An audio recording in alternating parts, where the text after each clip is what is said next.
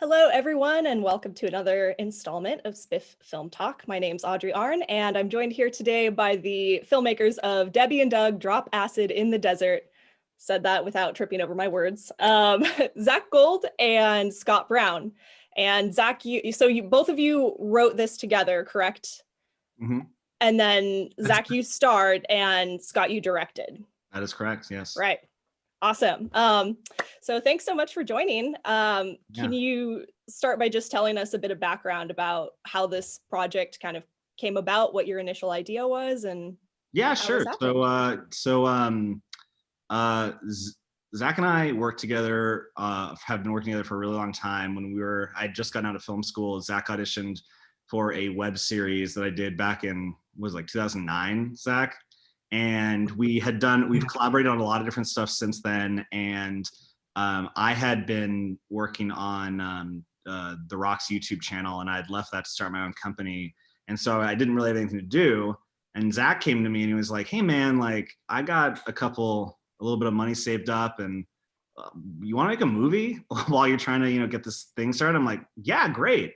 And I had recently gone to the desert and had a recreational experience, and had written some stuff that was kind of like the beginnings of an idea. And Zack actually had the idea about a couple that goes out in the desert to save their marriage by going on this kind of like vision quest thing. And I think Zack, you had kind of conceived of it as a little bit of a broader thing, and I brought kind of this idea of confronting like the spirit side inside of us and talking about anxiety and depression through this the lens of the emotional parts of psychedelic journey. And so we made a post on Facebook and said, hey, does anyone want to go out in the desert and go to an Airbnb and make a movie for nothing like we've been doing? And a lot of people actually wanted to, because it was late in the year in 2017, Zack? 18? The beginning, it was January 2018 that we. Yeah, it was when we shot. So it was January. So there's less, people are kind of getting their year revved up around then.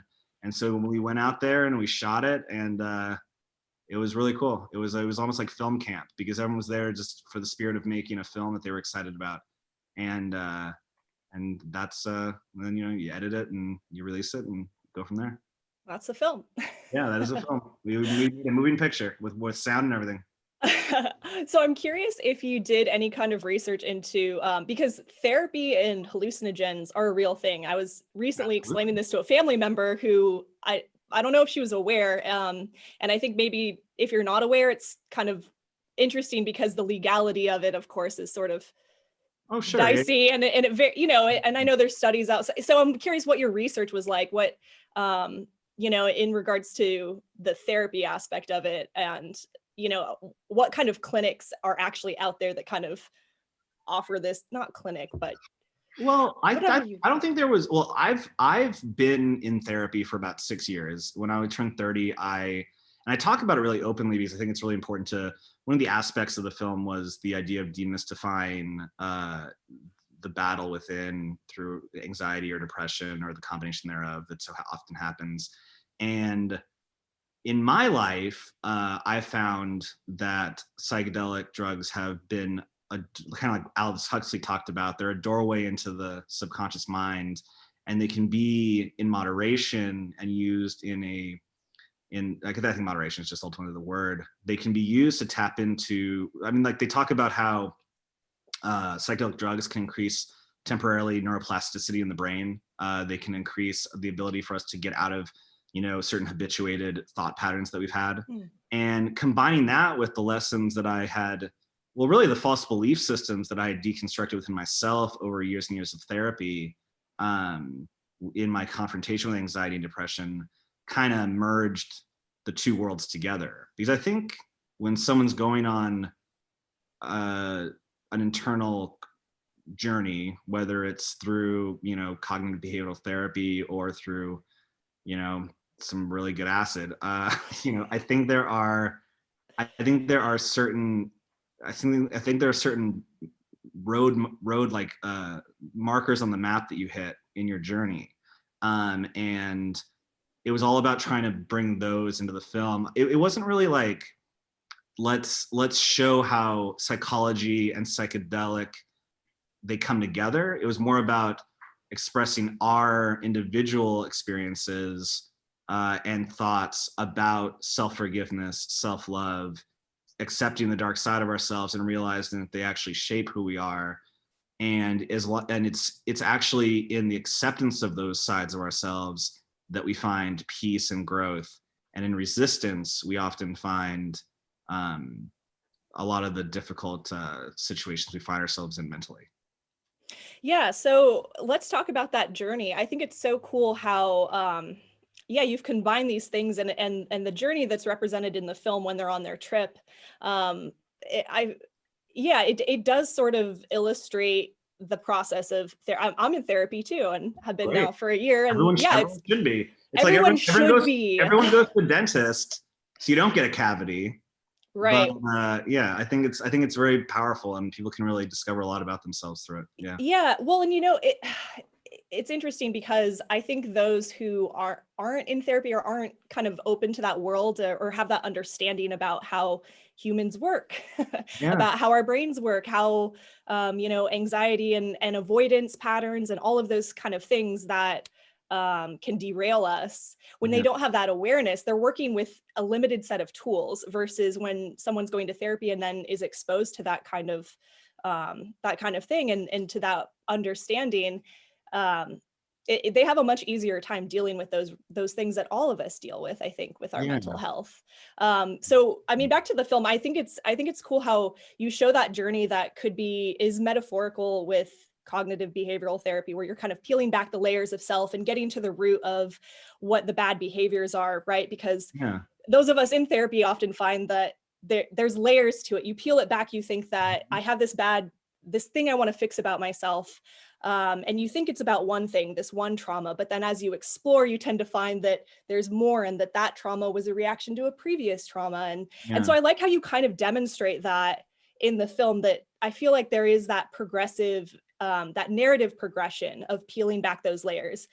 And you do that kind of metaphorically with the drug trip. So can you tell us about how you, maybe how you guys wrote that way, or just the process of showing that, how you conceived of it, and then how you went forward and actually demonstrate it visually? And Zach, I'm doing a lot of talking. Do you want to yes. talk on that? I mean, from the most simple perspective, I think the theme that we were trying to establish within the story is that you can't love somebody truly until you love yourself and you learn to forgive yourself for the negative beliefs that you've ingrained in your own brain for all the years, right? And so we tried to take two different approaches that were of the same world and the same language between Debbie and Doug, having some sort of self-hate, some self-loathing. I mean, you really see it a lot, I think, in the scene where they meet themselves and the darker version of themselves. And in the script, it's Devil Doug and it's Depressed Debbie, right? And Devil Doug is the inner demon that tells us that we're not worthy of love and that pronounces all of our shortcomings in life. And then the Depressed Debbie was somebody who really wore her past and thought that defined her future. And I think Scott tackled that portion of the script more than I did, because I think it was really important for him to imbue this theme that became like the central heart of our film. I think ultimately it was like it's kind of like what is the journey, but it's also I got to give some credit to my experiences with psychedelic drugs, because like I said in this interview that we did on the film, like I don't think that I would never wish like a bad trip upon someone, because it can be a very traumatic thing, but it can also be this crucible where you like, for me at least, bad trips manifest almost like this microcosm of like what anxiety is, where I'm this terrible person, here's all the reasons why, I hear no one loves me, and I'm this fraud, and all these other, the greatest hits of my neurotic mind. And then you confront that, and then as you go through the part, and then it's like, but then on even a bad trip, I mean, I fortunately never had something that was like, oh my God, I need like medical attention help. So I can't speak to that. And if people have had that, I that's terrible. But you know, as you come away from it, and generally as you go away from the peak where you might be having that bad experience, these good thoughts start to come in and kind of ameliorate the problem, and sort of say like, oh wait, no, that's not completely true. And because you confront the deepest like heart of your pain, you can then actually finally face it. Because you're forced to. You're forced to. You don't have a choice. Yeah, you know, or it's exactly. It's like, or it's like, Mm-hmm. you know, like in you know, I've had panic attacks way in the past, and you almost feel good afterwards because you face the scariest possible thing that your mind has falsely constructed, and you've lived through it, and now you can recover from it. So I think also it's like, I think the message was that if you send love to things that you hate, that you've learned to hate about yourself, that are actually not so terrible, but we've built in our minds so often. If you send love, I believe that if you send love to it, and I believe that, like, whenever with the whole time we're making this film, I put on the top of my laptop, love is the answer, because I think that love in all of its forms, and love is, you know, it's a many faceted thing, but especially like they say, like, treat yourself like someone you love. And it's one of the hardest things in the world to do. And if your best friend was saying, oh my God, I'm a loser, I hate myself, no one likes me, you'd be like, no, that's not true, I like you, this person likes you.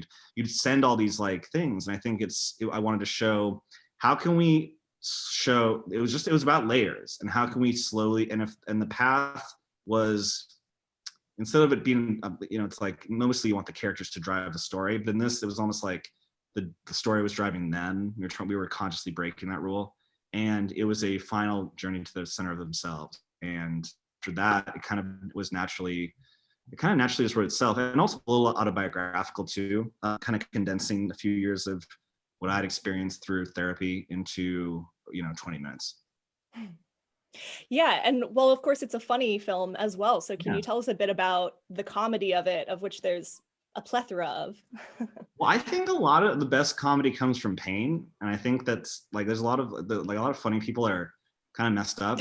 Yeah. And, like, it's like, and I think, you know, it's just like, oh, that's a good question. I think it's like, because I think a trip in and of itself is absurd, and then it's really easy to make fun of something that is inherently absurd, like to see the world and have the walls crawl. And then, you know, I was really inspired by like Fear and Loathing in Las Vegas. It's a movie, it's one of my favorite movies. And then just I love, like, I think comedy is so situational, so we purposely put them into this like magic, I like to call it psychedelic realism world, and then just let them, you know, vibe off of it, and let them make fun of, and let them, and the world was kind of, it was important to construct the world. I think a lot of comedy comes from conflict, so it was like to make this, construct every scene where there was this kind of aggression from the characters, but they were dealing with it through like a sarcastic type of humor. And I think humor was really important too, because it was really important also, like the title, Debbie and Doug Drop Acid in the Desert. We wanted people to be like, oh, this is gonna be like some wacky drug romp, you know, broad comedy. And we kind of wanted to play it like that, with like little teases of something deeper. And then it would be like, oh, wow. And then, like you said, peeling back layers, like, oh, it's actually about this, then get it back to comedy. Like Alfred Hitchcock's so successful. I think like when it comes to like thrillers, Hitchcock so successfully used comedy to release a little tension, so we could go even deeper into the thrill aspect. I think for like an emotional comedy like this, I think you need to return to the comedy to give the audience that breath, and then you can go even deeper and deeper and deeper, because you've like let them breathe, and now go again. Zach, do you want to chime in on that? You were in the film, so you had to actually produce comedic moments throughout. Can you tell us a bit about your experience there? Sure, yeah. I mean, I feel like I cut my teeth in comedy, having worked with Upright Citizens Brigade and the Second City. And so kind of when I'd come to Scott with the idea of it, in my mind, it was just a pure National Lampoon's version of a couple that is prescribed the wrong anecdote and it goes awry. It's a very simple plot. And Scott obviously has like an experience writing on a deeper emotional level and writing stuff that's like truer to the heart and kind of closer to the chest. And so I think our different styles there we were able to combine for our first time writing together and have something that had that like crazy National Lampoon sort of tropes, but have like a lot more heart and soul to it, which I think ultimately made it like exponentially better than it would have been if it just emerged out of my brain. And then, I mean, just performing wise, I don't know. I mean, when you have good actors and good actresses that are surrounding you, it's pretty easy to rise to the challenge. The woman that I worked with that plays Debbie, Angela Golner, was really just brilliant and naturally funny. So to be able to riff with her in those moments was And Maria Bamford. And Maria Bamford as well, and amazing. Paul Scheer and Scheer was really funny. When I watched the movie, now I've seen it, having been to 24 film festivals and been in the editing room with Scott and all that kind of, I've seen it 250 times and I still laugh at it. And it's not usually like my lines that make me laugh, but it's just the brilliance of those other actors that are making the whole thing like just a comedic world, when it needs to be. Yeah.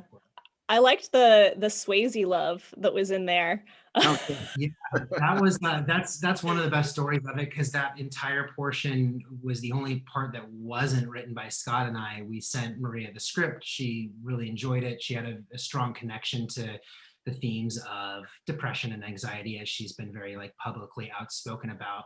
And the night before we got on set to film with her, she just sent Scott and I like her version of the scene, which was completely rewritten. And she had for some reason decided that her therapist character was completely obsessed with Patrick Swayze. So Scott and I looked at each other like, well, she wants to do it. Let's just look at that. Maria gets to do it.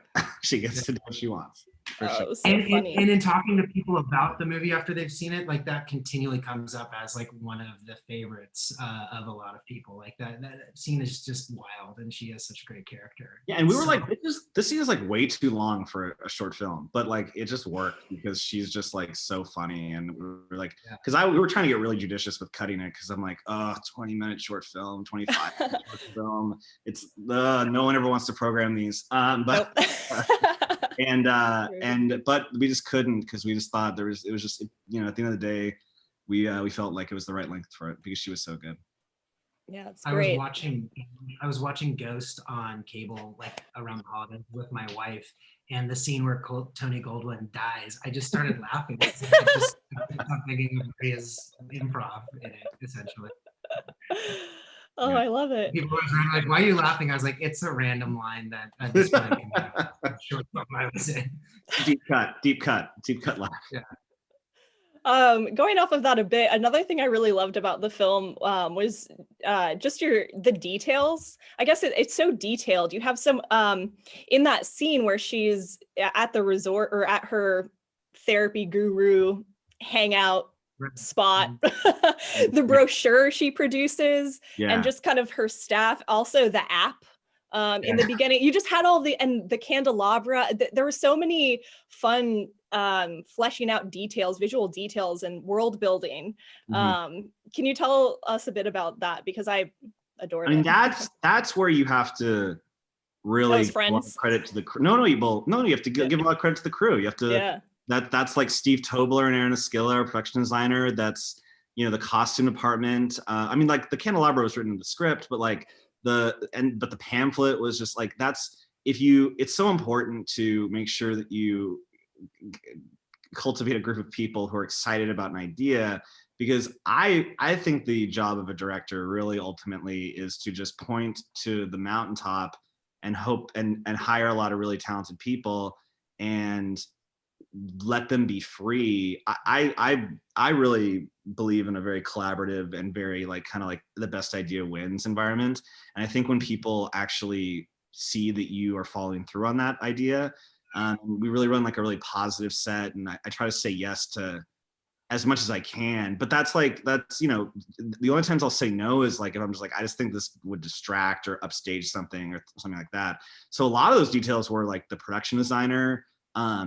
We had 5 producers: Troy Guthrie, Jessica Goldstein, Steve Tobler, Dylan Sachs. Troy Guthrie. They all brought all kinds of ideas to the story, and then it just kind of became this thing where randomly a lot of people from even in the grips and stuff have been like Burning Man, and everyone just kind of coalesced around the theme. And I think the most magical thing you can do is like a film. I have this quote from this quote that I really love. It's the texture of film is very much affected by the honor with which you make it, and I think that's really important, because if you create this environment where everyone can add to the project and they really feel like it's their idea, and it truly is, and you're very generous with it as a director, and it really becomes our project, then you create this environment where people just add and add and add, and that's where details really pop up most of the time. Oh yeah, I love that. So you told me that since the film has done its whole festival tour, you've since put it up on YouTube and it's been very successful there. Yeah, do you want to, now I'm forgetting what there were yeah, you were telling me about that experience and it sounded so I mean, cool. Yeah. you know, I think ultimately, and it's like, in a lot of ways, I've made a lot of stuff. Zack and I have made a lot of stuff. But in a lot of ways, I feel like this was like the first thing that I made, in the sense that, like, for the first time, and I think it just came from slowly letting more and more of myself and letting go of my fears around, like, because I think as a filmmaker, there's like this process where it's really scary to show, especially when you're starting out and you're inherently going to be bad at making movies, because it's a hard thing to do. And it's really scary to like share your innermost sanctum of your humanity with strangers, right? Because they could say, you're a fucking loser, or this is terrible. And that really hurts, right? And being vulnerable is a really critical thing. And I think finally, because of the place I was in and because of just where I was in my career, and just, I was ready to be hyper vulnerable on a level that I hadn't been before, and with Zack's support and everyone's support. And this is the film that has had more success than any other project that I've really done, because I think finally it's like everything I've been trying to do finally came together on this one. And I think it's ultimately a lesson in the more free you can be to not only fail, but the more you can be free to be judged and not care and show your soul to the world. It's like you send out ripples. And on YouTube, like, we're fortunate to have about 130,000 views on it. And I got to give props to this. If you're a short film and you got nowhere else to put it, there's this great channel called Omeletto. And, you know, you'll definitely get like 20, 30,000 views, and some get millions. So they definitely helped us with that. They don't give you anything else, but, you know, exposure is really good. And the short film game is not one for being financially lucrative. And when you send out, like, when you show your soul to the world through filmmaking, and then strangers, and sure, you always get like anonymous hate, but there's nothing more honest than a YouTube comment, because it's like, you know, Charlie73 says, and then when they say really powerful, like, there's like, there are people that said like, that this line, when, you know, when they're talking to themselves and they're like, maybe you've been holding me back, but maybe you've been transforming me into the person that I need to be. There were people who said like they were going through hard times with loved ones, and that was like the most beautiful, most powerful thing. And to have a stranger tell you that, it really gives you this extraordinary confidence to continue to be vulnerable. And I'm working on a feature with Zack right now, that we hope to make. This was the short that I was like, okay, now I can't make any more short films. Now I have to make my first feature, because it all clicked. And it clicked because I finally was fearless, in the sense of, I'll care. You'll always care what people think, but I'll care very little, and I'll just see what happens. And it ended up actually, and then so when you get a bunch of strangers, and then what the best part is, when you get and Zack pointed this out, when you get people arguing about your film with other people, that's really cool. And I think that's the lesson it taught me, was just really just be fearless, and you know, you can never not care. I think anyone says just don't care, that's impossible. But you want to try to care the least amount about what others think, and just make the movie that you love, and hope that there are people out there that will resonate with what's inside of you. Yeah, that's amazing. Something you mentioned earlier that I thought was funny with some of those negative comments is people criticizing the accuracy of the portrayal of the drug trip. And I think that that's actually really interesting, because that's a thing. I think that there is content out there that really misrepresents those experiences. Yeah. But then it's also like, what is the correct way to articulate those experiences? So I think the debate about that and Yeah. you know, Well, what the thing is it was, that people are looking for? You know, it's so interesting. well, look, a friend of mine once, because I started and I've been working, that's how Zack and I met. Is I've been working on digital for a long time, and a friend of mine once put it really well: the internet is the world's greatest hate machine, because there's an anonymity and people are vetting, and you got everyone out there, and they're all on the same playing field. And how can you describe it when the walls become Mayan sacred architecture gelatin? That's a very hard thing to create on a $3,000 short film in After Effects when you're up at 4 a.m. And so it was about making the emotional journey. And I think one of the best compliments we got is a lot of people who came to the defense of the film was like, guys, they're not trying to because you don't see magical characters who come up to you and give you positive affirmations that are dressed in pajamas. That doesn't happen. But you have the emotional experience of like all of a sudden being flooded with these positive affirmations from some inner place that you didn't know existed, right? Yeah. So look, I mean, P.T. Barnum said you can please some of the people all the time, and all the people some of the time. You can't please all the people all the time. And I just took it like, if you're that's one of the criticisms. I was like, yeah, of course, man. Like, so many people have tried. You can't capture something as ephemeral as. I don't think it's going to be, I don't think anyone can do it, is, my feeling. I think it's all interesting, and it's probably varied for some people as well, and people react to everything differently. Like, everyone's individual. So I would assume and that's kind of a funny thing to me, is like, well, how could you uniformly like demonstrate something that is probably very individual as well?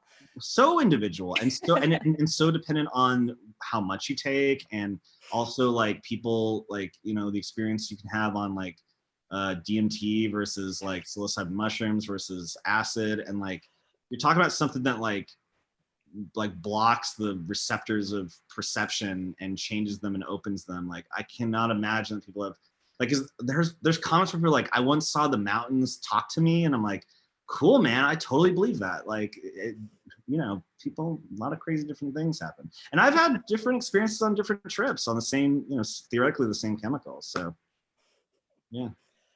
I would say too that, and it's been a lot of oddly like total positive reinforcement, like the comments, as Scott mentioned, are just some of the most, rewarding aspects of the experience with making this film. I think some people challenge like the theatricality of the psychedelic trip, but nobody I've seen ever has challenged like the emotional journey and the connection, the lesson that's learned within it too. So, And that was the point. That's what I wanted people to take away. The goal, I think our goal was to be like, because anxiety and depression are these I think of them as happiness vampires. And one of their great tools is to keep you because they thrive in the darkness and they die in the light. They tell you you're alone in this. No one else feels this way. And I think one of the most important things for us was to make people see like, oh, I'm not alone in this. And I think that's what cinema ultimately can do. Is so powerful. Oh, that's lovely. So after the experience of making that, what is the wisdom you've kind of gleaned from making this that you would pass on to other filmmakers or artist hopefuls? And you know what, since you talk about therapy a lot, what's a good nugget of therapy knowledge you can pass along? That's a really good question. Zack, why don't you talk about while I think about the therapy answer, why don't you talk about the filmmaker? Sure. I would say two things. One is I love the opportunity to work with a partner. As I kind of previously alluded to, if I had written this film on my own, it would have been probably a very surface level, one-dimensional comedy. I think it still would have been fun and people would have laughed, but it would have lacked a lot of emotional depth, which really makes the whole world and experience real, right? So I would say, like, whenever possible, work with other people, even through the writing process. That was really rewarding to me, and I think made the film like exponentially better.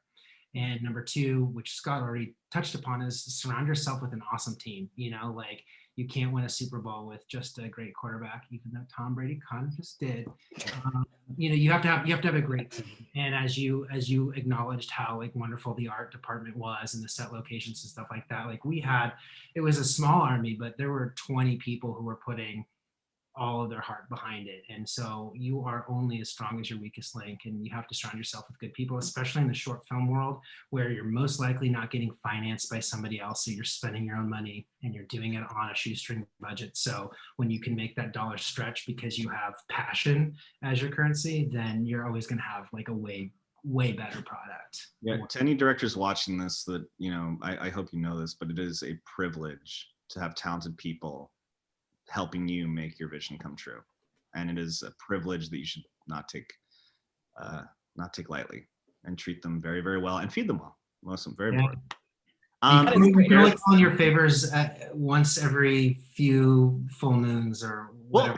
Well, and also, and if you're fortunate to, like, you know, I'm fortunate to, you know, make a living as a director and as a writer and making things, and make sure you pay back those favors and like and make sure people know that they've got your back, and that they're going to enjoy. If you're fortunate to have success, they'll be a part of that and follow through on that, and, you know, be principled. And it goes back to that quote is, you know, the be an honorable person in your filmmaking endeavors, because it's such a stressful thing, and it's so easy. And I was very guilty of this early in my career. It's so easy to become so consumed by, I have to make this movie, you can forget to be a decent person. And it's a natural thing to do when you're very stressed out, but you have to remember, because not only is it the right thing to do, but it also pays dividends on the screen in ways, because again, I think that a great film is when the people making it exceed the sum of the parts that they are, and only positivity and inspiration and love can get you there. For therapy, and ultimately, I think it comes back to filmmaking. It's about honesty with yourself. I think we want to believe that, you know, we want to be these perfect people. We want to believe that we don't have flaws. We want to believe that we don't have, you know, we want to be like certain, like we want to fit molds. As humans, we want to be accepted. It drives us. I had a professor in film school who argued that every single movie is ultimately about acceptance of some form.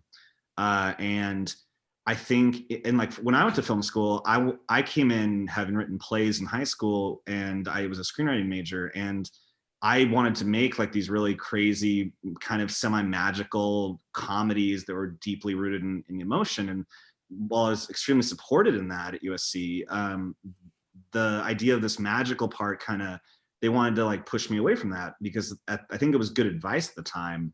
But in this film, I really just was like, fuck it, I'm going to go back to magic and go back to what I honestly want to tell. And the more you're honest with yourself, like I think, like for dating, for example, if I tell this person this, they'll think I'm a loser. Try telling them it, because they probably won't. And then all of a sudden you deconstruct that false belief about yourself.